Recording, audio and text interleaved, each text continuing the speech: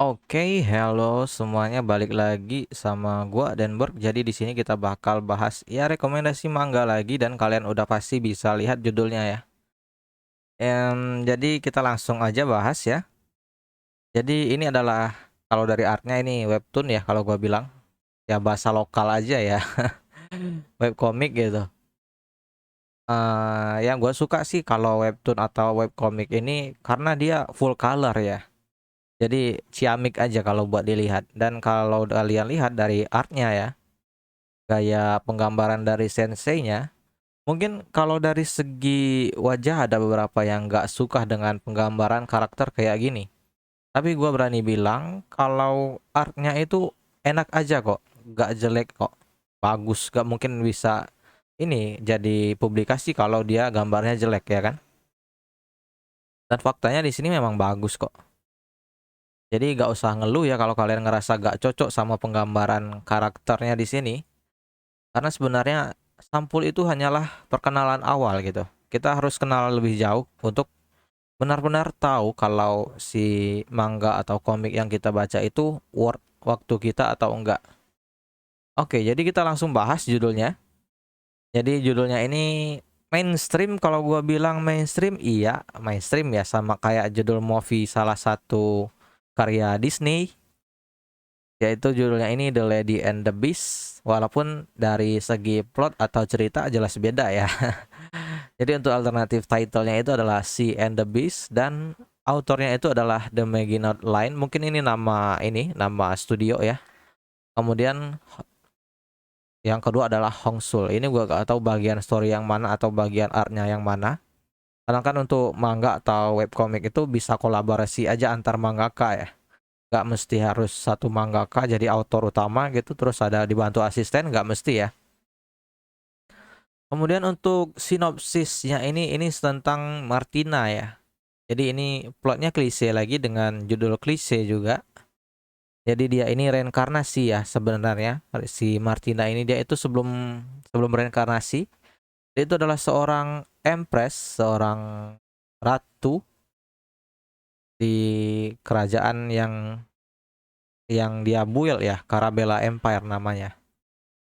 Jadi sekarang dia ketika di reinkarnasi itu jadi anak dari seorang count. Walaupun seorang countnya ini terjebak atau terlilit ke hutang ya. Jadi makanya dia ini gimana ya kalau gua bilang kalau dijual juga gak juga ya, tapi kayak kontrak gitu ya. Dia ini kayak dibeli sama sama ininya, sama yang beli tentunya. Jadi kita langsung ke background si binatang buas satu ini ya. Jadi binatang satu si beastnya ini, si binatang buasnya. Jadi kan ini the lady, si mbaknya gitu kan. Kemudian the beastnya ini yang lagi duduk ini. Jadi yang di the beastnya ini adalah seorang duk sebenarnya yang terkena kutukan. Jadi dia dikutuk dan kutukannya itu membuat dia berubah menjadi seorang kalau gue lihat ini sih serigala ya, tapi dengan ukuran yang tentunya gede. Lo lihat aja sih, badan Martina yang seukuran wanita dewasa ya. Ini masih kalah gede sama si beastnya, si hewan buasnya ini. Jadi iya dia dikutuk jadi hewan buas karena jelas beast ya bukan animal. Jadi beast itu hewan buas. Dan sebenarnya si Duke ini punya kepribadian yang lembut. Jadi dia bertolak belakang ketika dia dikutuk kayak gini. Dan itu adalah kutukan turunan. Makanya pihak keluarga bangsawan si Duke ini ingin menikahkan si Duke dengan Martina. Ya, dia ingin menikahkan si yang masih binatang ini dengan manusia, si Martina. Yang artinya ini kawin silang antara hewan buas dan manusia. Mungkin kalian mulai mulai mungkin ada yang nggak suka gitu, ada yang jijik, tapi gue bilang tenang bro. Ini bukan karakter, bukan bukan genre 18 plus ya. Jadi gak usah khawatir lah ada hal yang bikin kalian ilfeel atau jijik gitu. Gak usah. Karena di sini kalian lihat sendiri loh, ekspresi si female lead kita ya. Ini ekspresi bukan tipikal-tipikal cewek-cewek yang feminim gitu. Apalagi di sini ada pedang ya. Jadi ini udah mengatakan semuanya tentang jalur ceritanya ini. Ini adalah MC yang satu-satunya anti mainstream kalau dari seluruh faktor dari webtoonnya ini. Ini title boleh klise. Sinopsis boleh klise ya.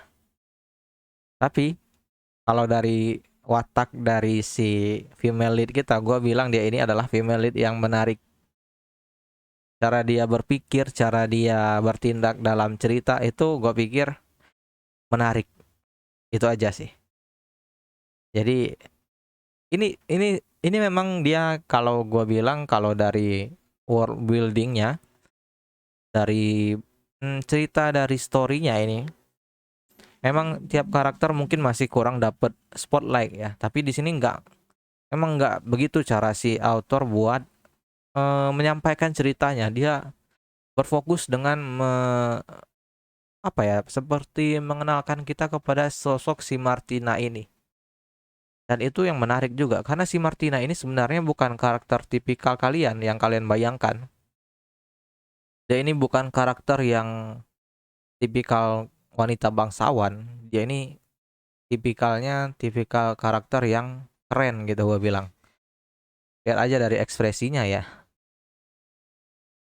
Dan ini tenang aja, si Duke-nya ini gak bakal berubah jadi hewan buas selamanya gitu. Kalau dia jadi hewan buas selamanya, gimana ceritanya bisa berkembang ya kan? Masa si Martina belajar bahasa hewan, kan gak mungkin gitu. Untuk genre sendiri, ini genrenya komedi walaupun gak kerasa kalau gue bilang. Gimana ya? Historical mungkin masuk ya untuk genrenya. Jadi romance juga masuk. Dan di sini tema-temanya ya supernatural karena ya tahu sendiri si Duke kita ini dikutuk ya jadi binatang buas gitu. Jadi ini adaptation, ada formatnya adaptation. Jadi kemungkinan besar kalau kalian cari ini kemungkinan besar diadaptasi dari novel ya, like novel Korea. Jadi kalau dari segi kualitas gua bilang like novel Korea itu gak kalah kok sama ini like novel Jepang gitu. Walaupun ya kebanyakan ini plot ceritanya ya daur ulang aja gitu dari yang lain. Tapi tetap bisa dinikmati. Dan untuk chapter ini sampai video ini dibuat, ini sampai chapter 56 gua gak tahu ini hiatus atau apa ya. Dan sekitar 4 bulan yang lalu gitu. Dan ya ini aja sih yang bisa gua bilang ya kayaknya. Tapi gua berani bilang ini worth dengan waktu yang bakal kalian habisin buat bacanya. Kemudian official raw-nya ini ada di Kakao. Jadi kemungkinan besar kita lihat di sini. Oke, ini kakaonya kakao Korea ya, bukan kakao Indo. Tapi kemungkinan besar ini bisa jadi dia ada di kakao Indo ya. Karena dia di kakao Korea sendiri ada ya kan. Dan Englishnya ini punyanya Tepitun ya untuk officialnya. Jadi kalian bisa baca langsung aja gitu ke Tepitun. Kalau kalian mau baca yang ini, yang official. Karena ya kita sebagai pembaca juga harus sadar diri demi mendukung author ya untuk terus berkarya gitu, dan kita terus bisa menikmati karya-karya si author.